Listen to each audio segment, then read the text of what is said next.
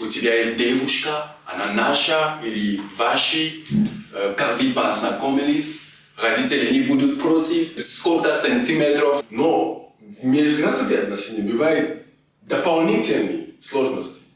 Ну, я думаю, что вообще это любовь, это морковь, да? Тоже говорят, что у него там жена, и здесь в России у нее нет. Это вообще. Здорово, дорогие друзья, и добро пожаловать на нашем канале Афрош. В этом ролике мы будем говорить об межрасовых отношениях, особенно отношениях между россиянами и темнокожими. Так что давайте поехали.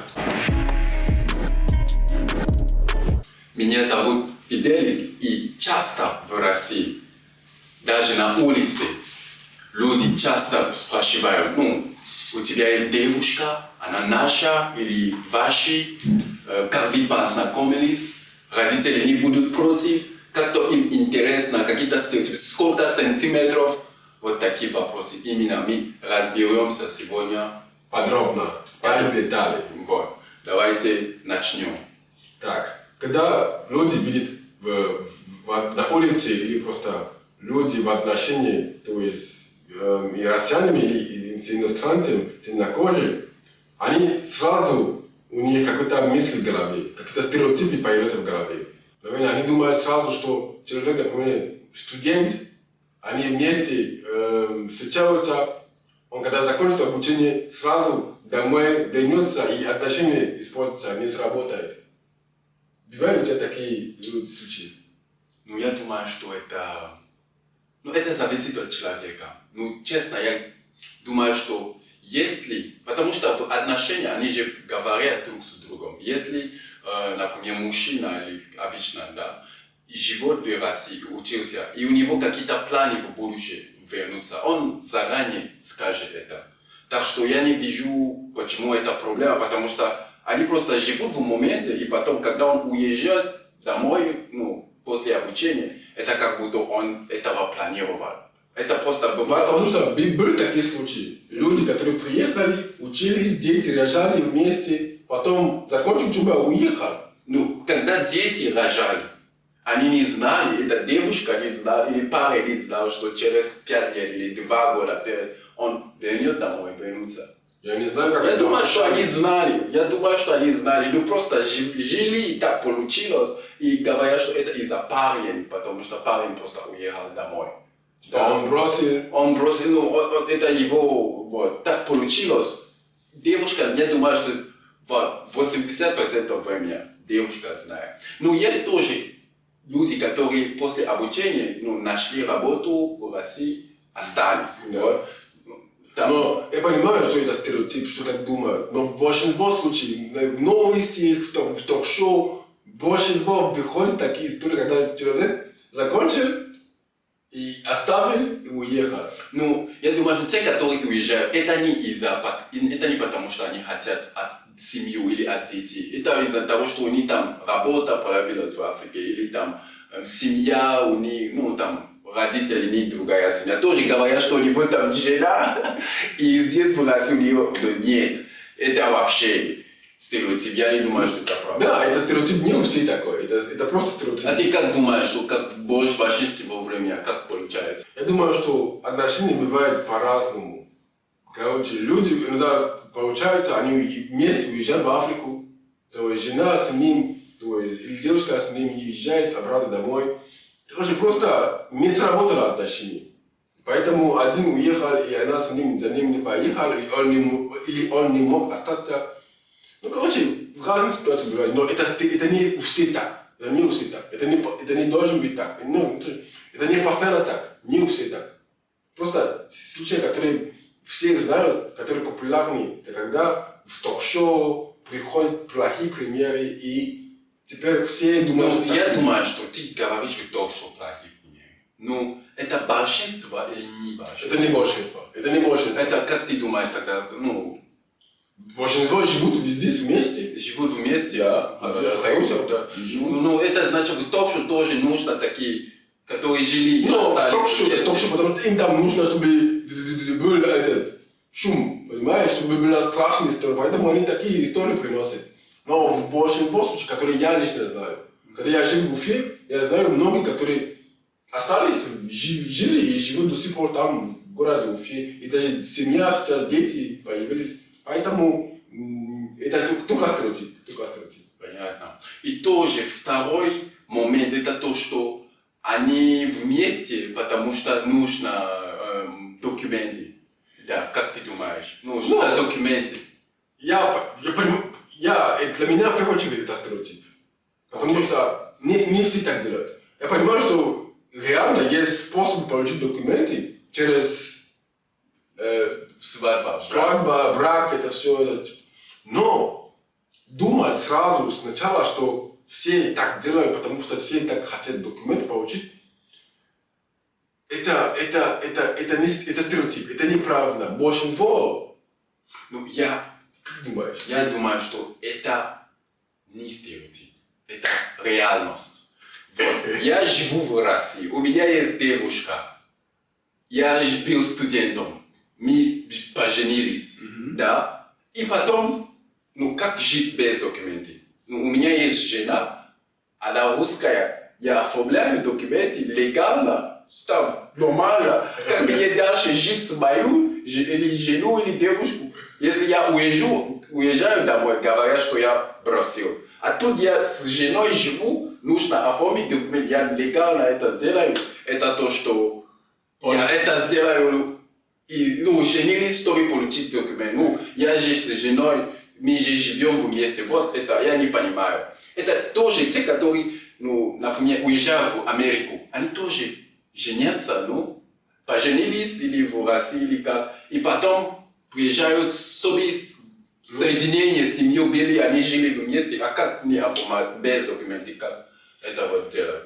Это правильно, что ты говоришь, я согласен с тобой. Но когда люди смотрят со стороны, когда видят пару, темнокожий и россиянин, и девушка, они сразу думают, что какие-то интересы есть. Документ или там. Нет, это любовь и нужно жить. И чтобы жить вместе, они оформляют документ. По-моему, все нормально, легально, они живут вместе. Вот так получается. Тоже говорят, что не по любви живут, что по каким-то причинам живут. Да, я думаю, что в первую очередь, в первый взгляд, когда люди видят, до сих пор, когда видят отношения между разными растениями, особенно с темнокожим, из Африки или там, они сразу думают, что любовь не там. Либо она хочет какое-то испытание, посмотреть, у него какой размер. Они думают, что это люди сразу думают какие-то. А ты как ты думаешь? Мы сейчас говорим, что ты думаешь, чтобы люди... Я думаю, что люди влюбляются и живут вместе. Не должен быть обязательно какая-то причина. Это по любви. Это стереотипы. А ты думаешь, что это по любви? Честно. Случай бывает, где там она хочет попробовать. Это не по любви? Ты говоришь, это не по любви? По любви?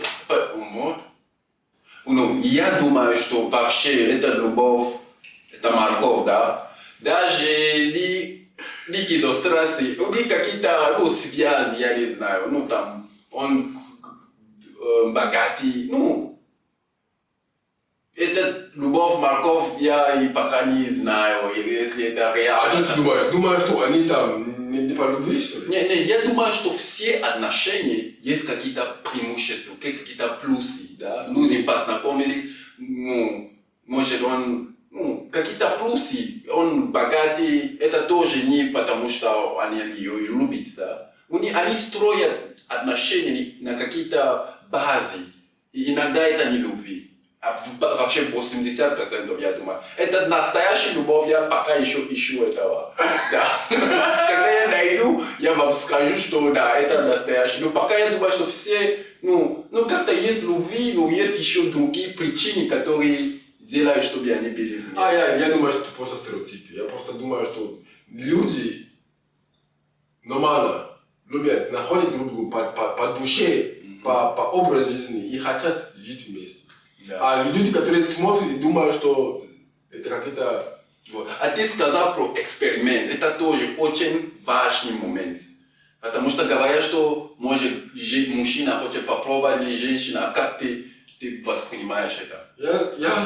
Я в моем случае я не знаю, но я слышал, что когда я был в университете, я слышал, люди говорят, что там хотят попробовать другие, или девушки хотят попробовать другие раз, как размер, там, это я не знаю, стереотип. это стереотипы. Это значит что? Это значит, что есть люди, которые делают, но не все так делают. Не надо все в одном совокупность ставить, как или это правда? Я думаю, что это хороший стереотип, потому что вот посмотри, да, мы все вообще в 24-м году. Как? Вы, наверное, знаете, я тоже знаю. Интересно. Что интересно? Что интересно? Ну, что-то, наверное, она уже, у него уже были такие друзья, россияне. Это интерес, понимаешь, какие-то слухи, что размер какой-то, вот. Пусть попробовать, и потом скажет правду, потому что, наверное, эти слухи не рождались от ничего, да, вот.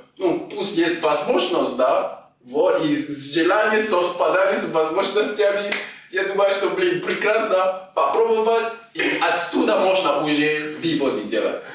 Я не думаю, что это просто стереотип какой-то, который не существует. Вот. Пусть попробуют и потом скажут, да. Да, я согласен с тобой. Если возможность есть желание, что делать? Попробовать? Попытка не пытка, как говорится. Да. Когда люди начинают, межрасовые отношения, когда они начинают жить вместе, мы понимаем, что все отношения сложные. Но в межрасовые отношения бывают дополнительные сложности. Например, я лично, когда я в моем отношении, я чувствую, что есть барьер, то есть языковой барьер. Конечно, можно это преодолеть, но она играет свою роль. Например, я понимаю, что в бытовухе есть разница в разговоре. Как кого-то может интонация, которая говорит, этот человек может воспринимать эту интонацию по-другому. Например, если скажешь, жена, принеси мне вода. В моем английский, could you bring me some water, please? А жена, когда говорит по-русски, принеси вода, это как будто ты указание даешь. Хотя это просьба, а человек не понимает, потому что язык разный.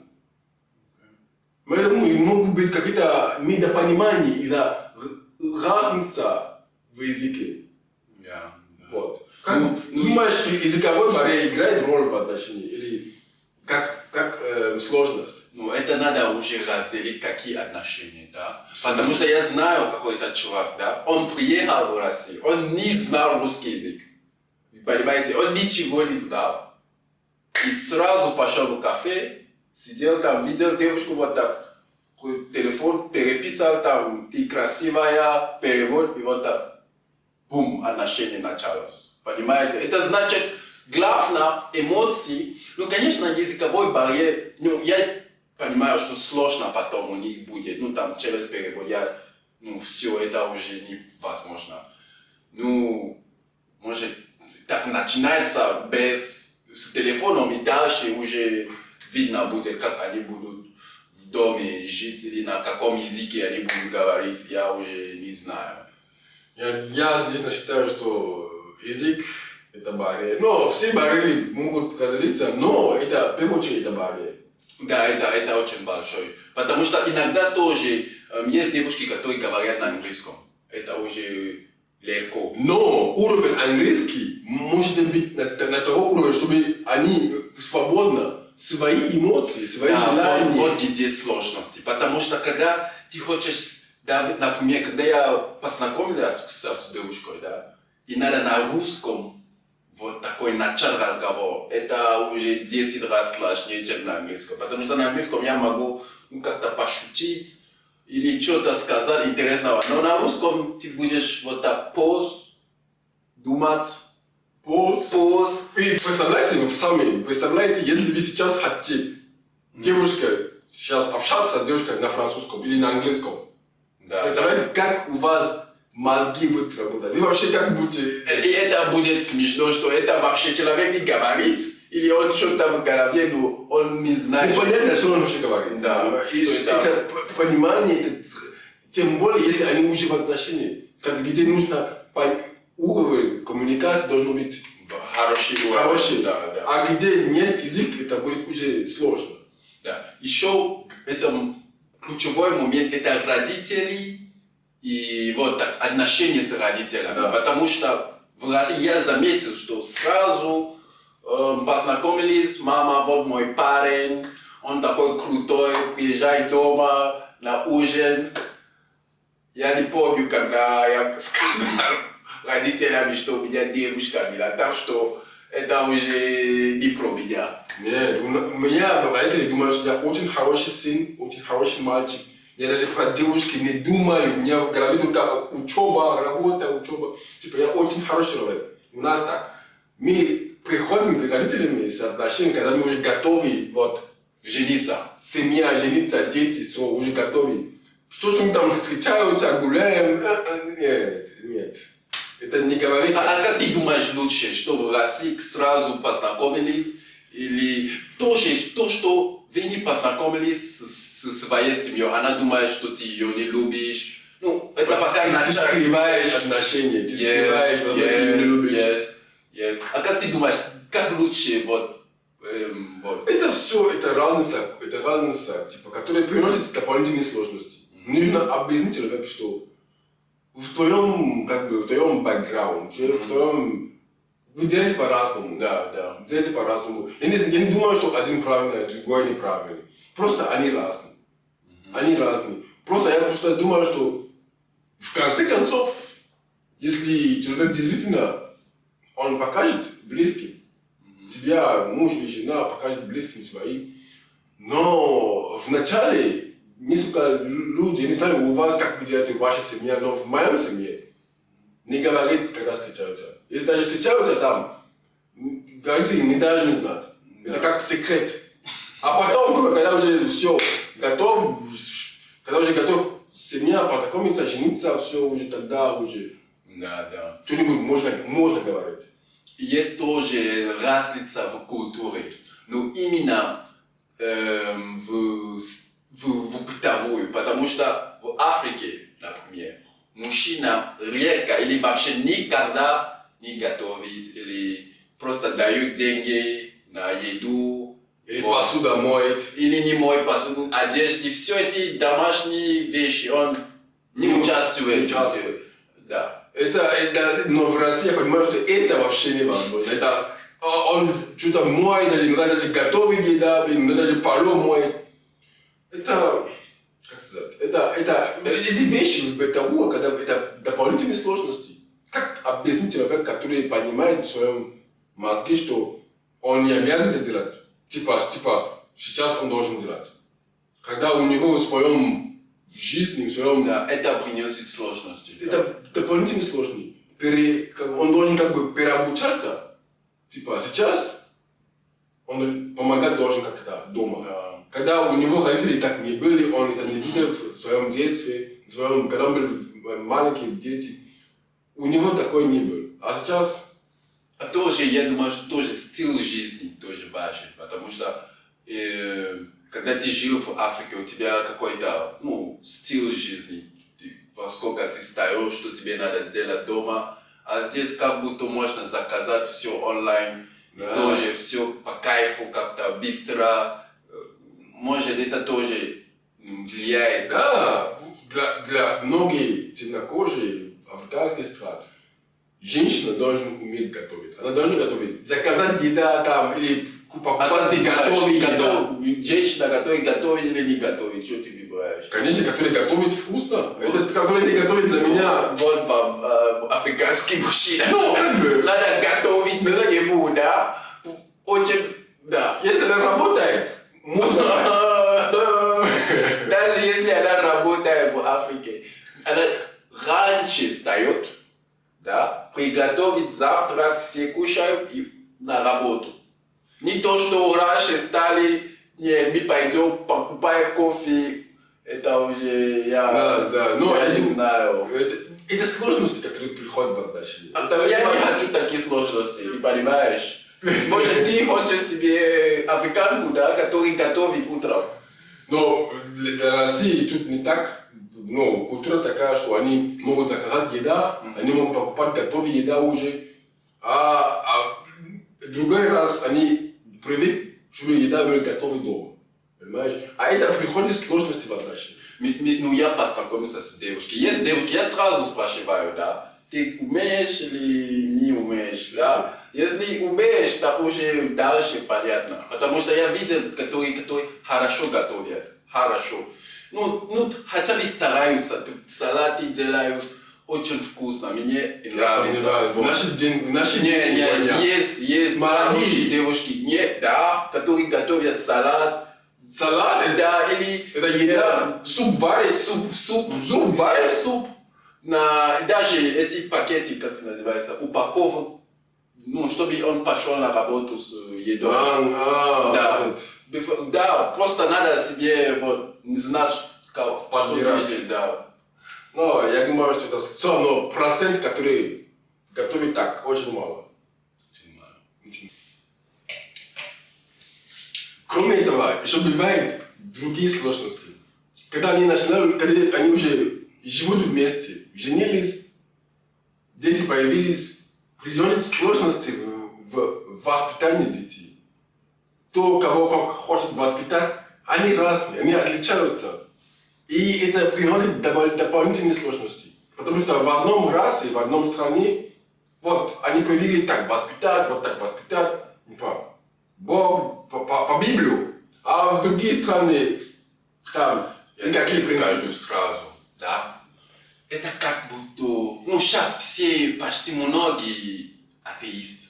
Это значит, даже чтобы объяснить, что так нужно делать, сложно, например, я не знаю, что нужно быть благодарным, например. Ну, у нас в детстве мы там сказали, что Бог дает, ну, как с Богом, с Библией объясняли какие-то моменты. А сейчас я даже не знаю. Либо она делает, либо не делает. Это мама, потому что иногда они живут с мамой, а мама говорит, что просто надо ее любить.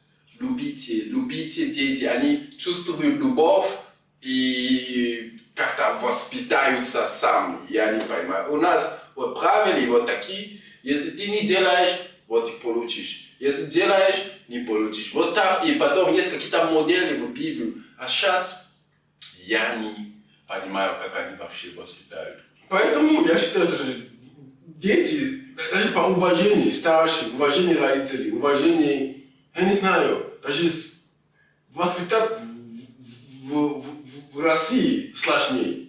Как сказать, сложнее, почему сложнее, потому что что там какие-то, как сказать, не мягкие, а как воспитать любовь. Они не понимают, что любовь.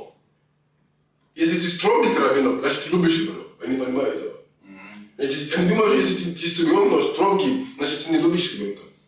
Да. Это вообще, как можно понять, что ты своего ребенка не любишь? Это не понимаю, я не понимаю. Но это разные. Даже иногда мужчины, да, живут с мамой до 30, я не знаю. И с мамой там готовит, это как любовь, морковь, я не понимаю это, а? Когда тебе уже все говорят, тебе уже время, бро, надо отсюда выйти. И так они, любят силу, или девушка, и потом ты чувствуешь, что там, я не знаю, это воспитание, это любовь, или это какая, это очень... Есть разница в воспитании, очень большая разница в воспитании, потому что как воспитают там, как воспитают здесь, это разные подходы, и из-за разницы в подходе бывает... Да, сложно, это сложно, чтобы понимали друг друга. И тоже религия. Ну это там, я думаю, что проще, потому что есть девушки, которые говорят, что с мусульманами я не могу. Или с, я не знаю, кому как. Если не ортодокс, если не православный тоже. Там это уже, я не знаю, как ты... И я лично думаю, что первое важность это не религия. Важно это страх Бога. Страх Бога может быть... А если атеист? Который... Атеист нет. Если ты не веришь в Бога, я не могу, потому что это будет сложно. Это будет атеист, это человек, который вообще не верит в Бога. Типа Бог не существует. Это другой уровень. Понимаете? Это совершенно другой уровень. А то, что человек верит, что Бог есть, не важно, Бог Будда, Бог христианин, Бог мусульман.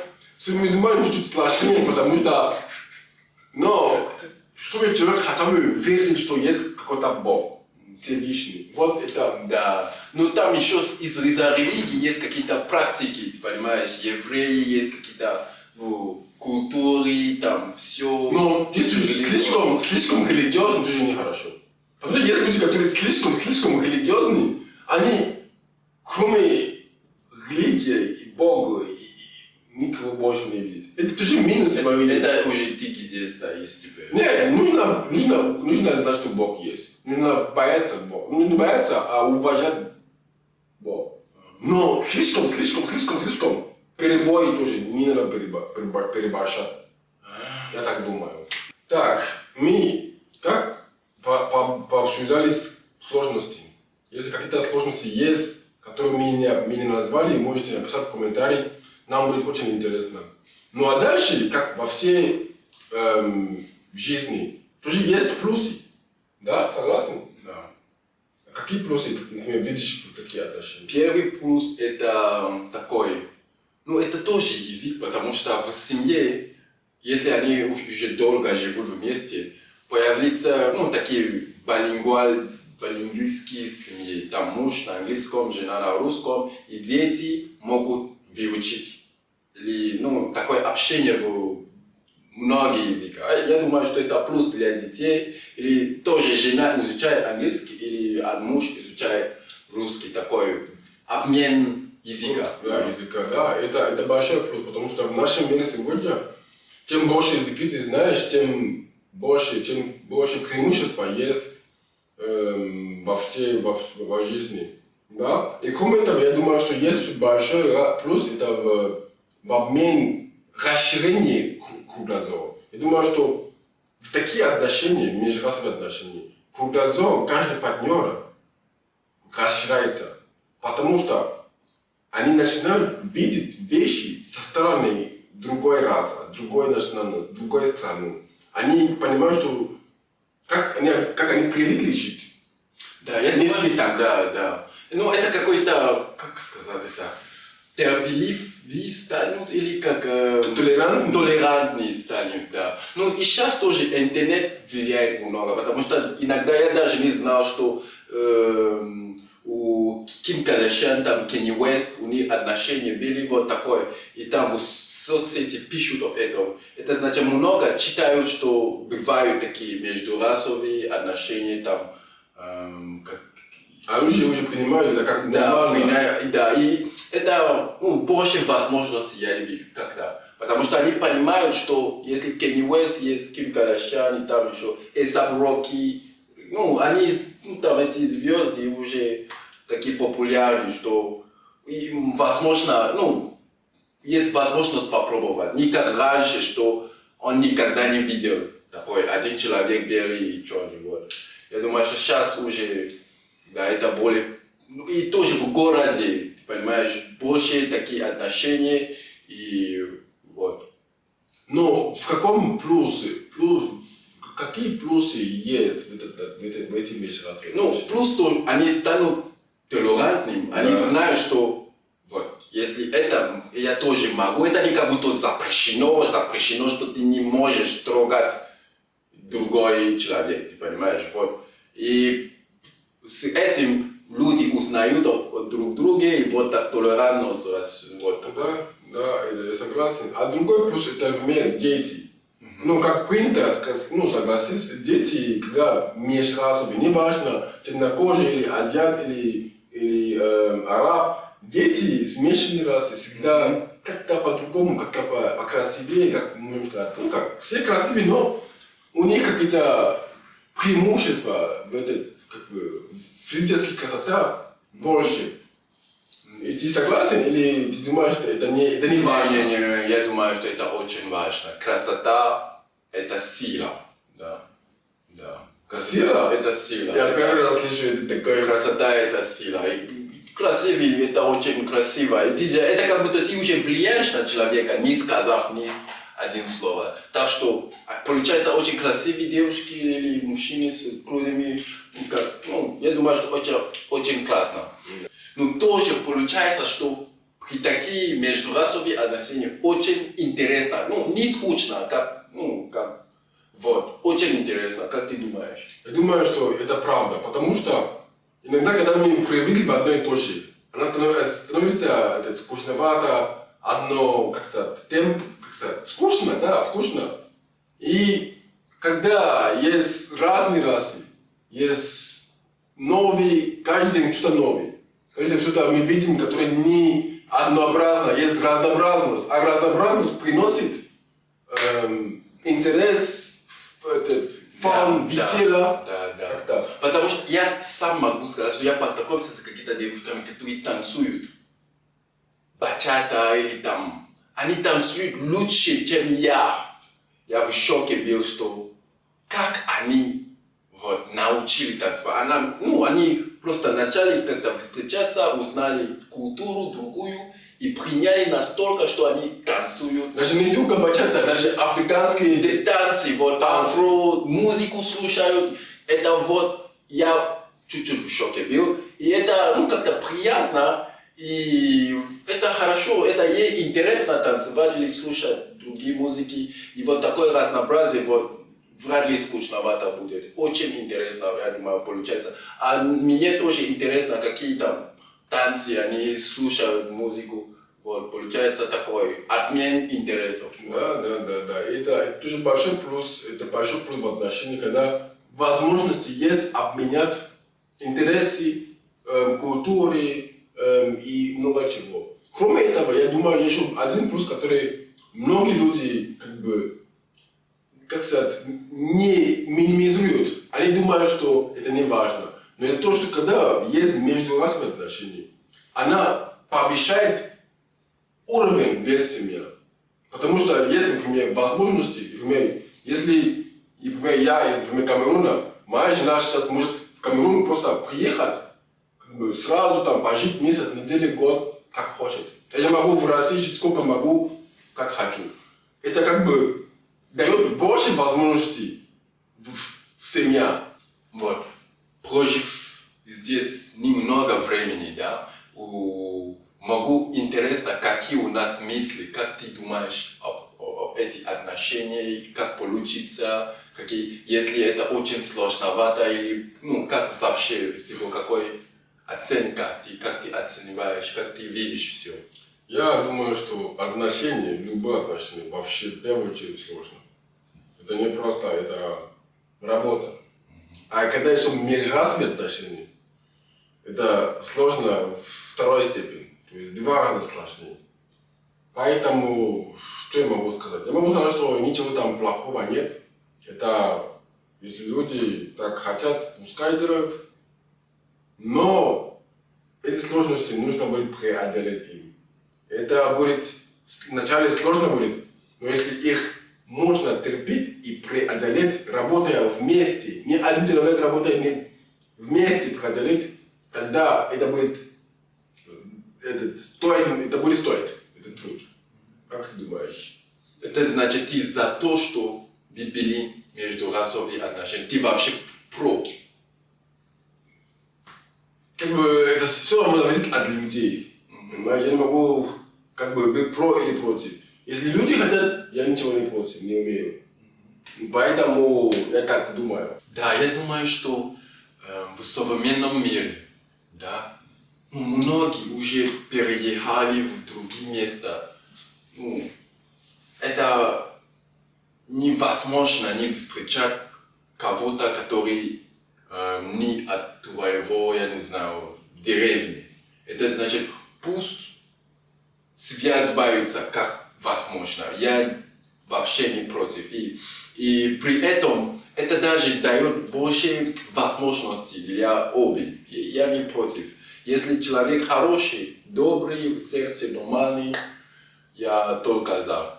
Вот. А что скажешь те, кто против, те, кто, которые говорят, что только свой род, свою народности? Я не знаю, мир идет вперед. Пусть живут, как они живут, да, но они не могут как-то остановить мир, чтобы все жили, где они живут, и это вообще уже невозможно, да. Вот.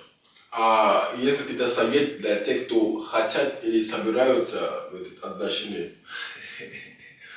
Да, это очень хороший вопрос. Совет, я думаю, что надо принять другой человек. Но это значит не только принять другой человек, но и его или ее культуру. Потому что люди рождаются в семье, они живут как-то уже до тебя, ты понимаешь? Они, возможно, что ты вот, познакомился с человеком, он танцует много, и тебя это невозможно разделить вот так. Я хочу этого, только это размер, и этого я не хочу. Понимаешь? Это значит, ты все получаешь вместе, и надо принять и культуру, и человек, и все, что есть.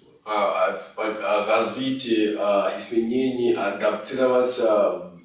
Но это уже дальше в процессе. Если ты не понимаешь, что он или она такая из России или оттуда, а как ты будешь дальше думать о адаптации?